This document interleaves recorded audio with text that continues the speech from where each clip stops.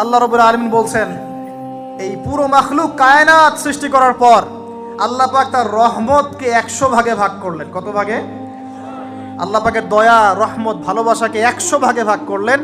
ভাগ করে এক ভাগ, মাত্র এক ভাগ আল্লাহ পাক পুরো মহাবিশ্বে ছড়িয়ে দিলেন। বলেন সুবহানাল্লাহ।